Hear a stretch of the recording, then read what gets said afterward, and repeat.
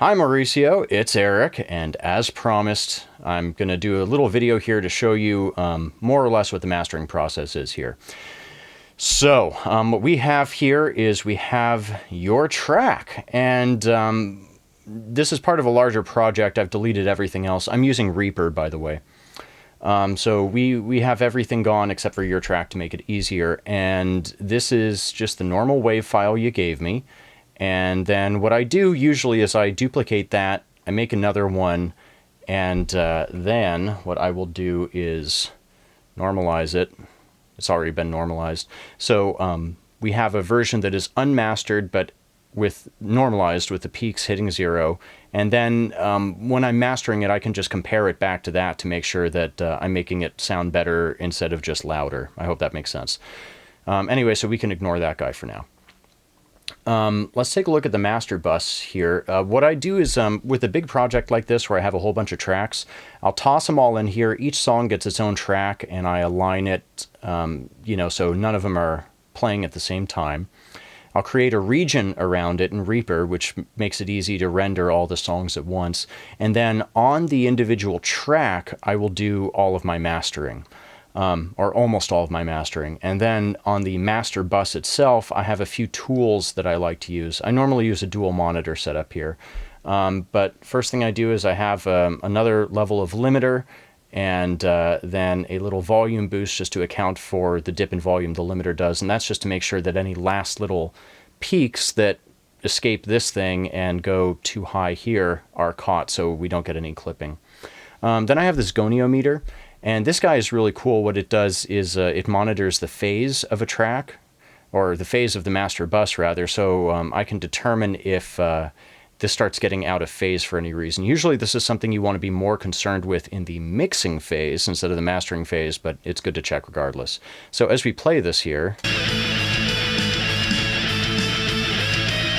you can see that this yellow line was kind of floating up in this area. Basically, this flat line is neutral, and anything down here, -1, is an exact phase misalignment. So this would be, the same if I copied this, inverted the phase, the whole thing would cancel out. That's -1. +1 is a completely mono track. So normally you want stuff floating right in here. And we're doing well with that. So that's one of the utilities I usually keep open. I also keep open this free TTDR meter. This is a dynamic range meter, and it just went away. And it's back. And what this does is it shows kind of the dynamic range. I'm not sure what time frame it uses, but it checks over the last few seconds.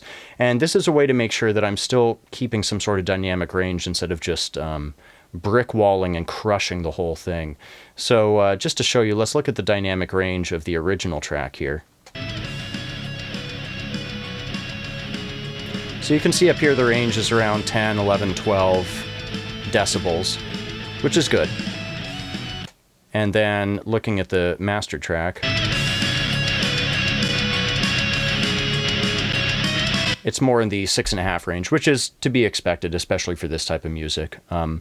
The unfortunate reality is that, people want stuff really loud, and to make it really loud, you lose some dynamic range. And there are some ways to make that not as noticeable, but still that's what you end up getting. And then I have an instance of span that I usually keep open, and this is just a spectrum analyzer.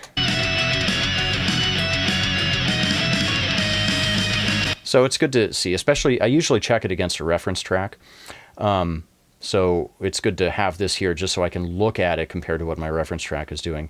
And I also have an instance, this thing called separator. This is just an instance of Re-X comp, and I have it set up so it's not compressing at all, but I have these different bands set up here. And what you can do is you can isolate these bands. So if there's a certain part of the frequency spectrum that I really want to listen to just by itself, I can just open this guy up, solo the band, select the one I want, and then I can listen to what I want. Let's make this active.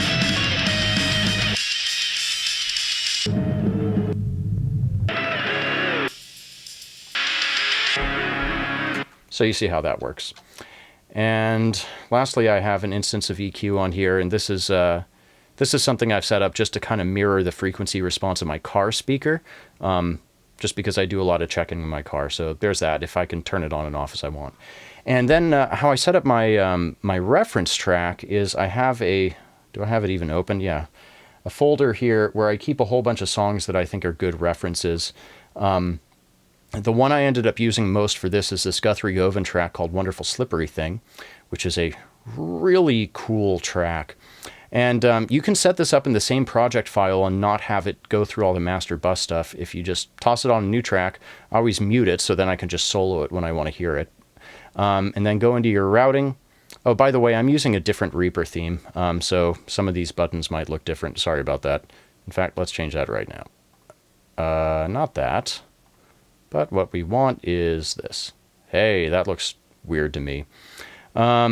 Anyway, if you go into your routing for it, which is, I'm not used to this one. Here we go, I/O. Turn off master parent end, which means that this track will no longer go through the master bus, but then you still want to route it out through your monitor 1 and 2 outputs. So now it'll bypass everything and just go out the speakers, which is cool. So you can just...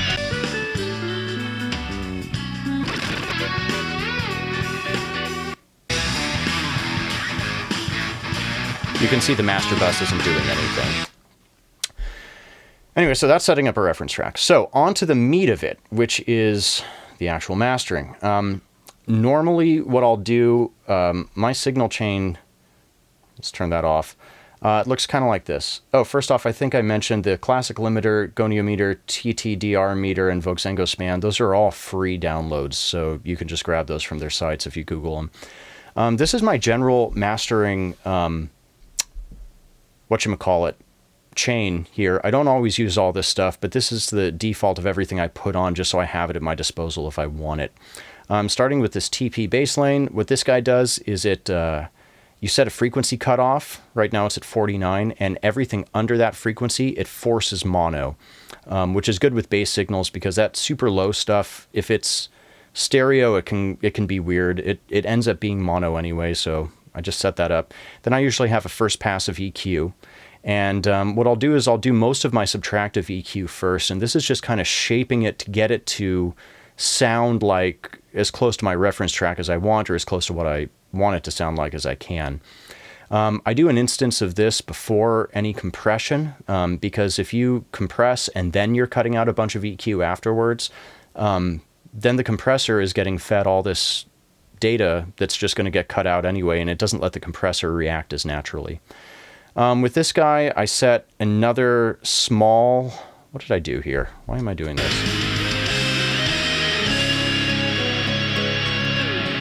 I have that going on this one, and I don't know why. There was a reason, but I don't remember. After that, I have another instance of Rex comp if I want to use it.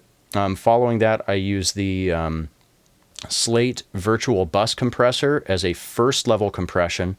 I'm not going to show you the settings on that one. That's one of kind of my little trade secrets thing. But basically, it's a very light compressor, and it's just there to kind of start taming the dynamics. So when I hit it with the big one later, it doesn't go crazy and start ducking. So we're not going to show that one. After that, sometimes I'll use this Slate virtual mix rack thing. This is a pay program and it has a whole lot of modules. I don't have any of those because it comes with this one free one called Revival, which is just this really cool harmonic exciter where you can excite the shimmer and thickness. And these kind of sound like this.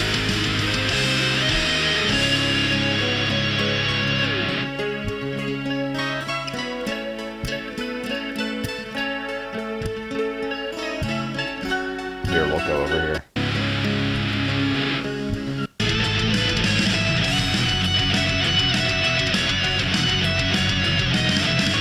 So you can hopefully hear that. It's pretty subtle, but it's cool.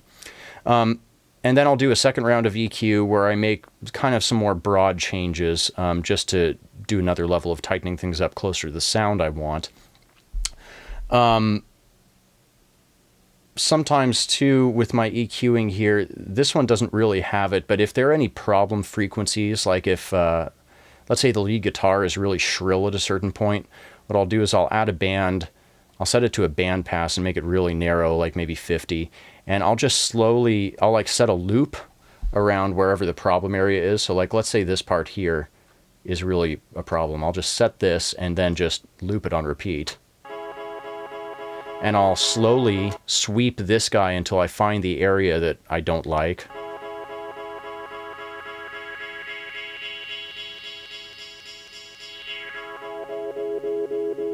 So like, let's say that's the area I don't like. Then what I'll do is I'll just change that to a normal band and I'll duck it by however much seems appropriate at the time. Anyway, so in theory, I start by monoing the bass frequencies. I do a round of EQ, 1 or 2 rounds of compression, depending on what it needs. Then I'll usually do some final EQing to it just to bring it a bit more in line with what I want. Then I'll run it through Ozone here, which is a mastering suite. And I'll do a final level of equalization here. And then I'll do my mastering reverb. Having mastering reverb is really nice. This is another thing that just kind of helps glue together all the sounds and make them sound like they're all in the same space. This is the one other thing I'm not going to show you today, but you can look up mastering reverb and I'm sure get all sorts of cool articles about it. Then I'll do my final layer of limiting. I like the limiter on Ozone. It's not, you know, I'm sure there are better options out there, but I've always been happy with it. And I'll generally set it to be kind of slow and fairly severe. And then the multiband dynamics, I usually don't mess with too much, but this is a way to set different bands, frequency bands, and then control the compression independent to those, which is really nice. And it has mid-side options also. Then after that, usually on some tracks, if it needs it, I'll use a tape emulator, either Kramer Master Tape here, which is way more expensive than it should be. Don't ever buy it unless it's on sale. If it drops down to like 50 or 70 bucks, it's worth it. If I don't use that one, the other one I will frequently use is this round tone one from sknote.it. I actually like this one a bit better. And that just adds a little bit of tape sound to it, a little analog warmth. You don't want to overdo it, but it's just a nice little thing to make it sound a bit fresher, you know, a bit more like how music usually sounds. So through this whole process, the main things I'll mention is just keep an eye on the goniometer to make sure you're not getting out of phase, and keep going to your reference track. Like I'll frequently just do like, you know, listen to it and then find a spot that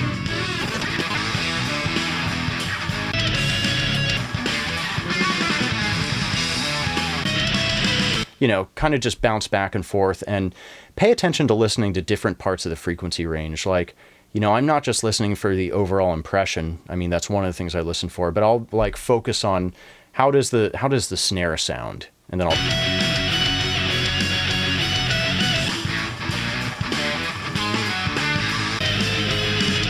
you know, and there's only so much you can really do in the mastering phase.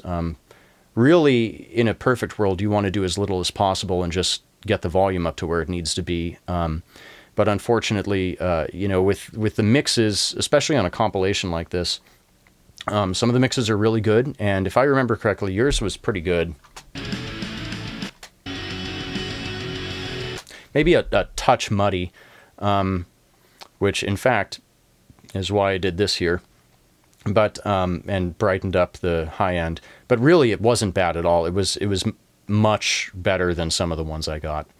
But the thing is, just keep checking it. Really try and train your ear to listen to different parts, and then listen to the whole thing. Use your reference tracks, and don't rush it. You know, this is the type of thing. If you work on this for too long during a day, your ears are going to get trashed and you're not going to be able to really listen to it and make good decisions. So if you start finding your ears getting fatigued, stop, go walk around outside somewhere where things just sound different. Do that for like 10 or 15 minutes, come back, give it another shot. And the most important thing is when you're done, when you feel like you're done, you're not done. Render it down and then sit on it. Go to sleep, go watch a movie or whatever, but give it a lot of time and then come back and listen to it again. And see if it still sounds as good as you think it does. So that's the main parts of it. I hope this helps. I'm sure you're going to be a kick-ass mastering engineer yourself with some practice, and that's really all it takes. It's just practice and being honest with yourself about what you need to get better with. But in the meantime, if you or anyone you know ever wants some mastering work done, I'm more than happy to help out. And for video game bands and stuff, I always charge a reduced rate because I love video game music. So anyway, Mauricio, it's been good talking to you. I really liked working with the 2 tracks for Echo, and hope music goes well. Talk to you later, man.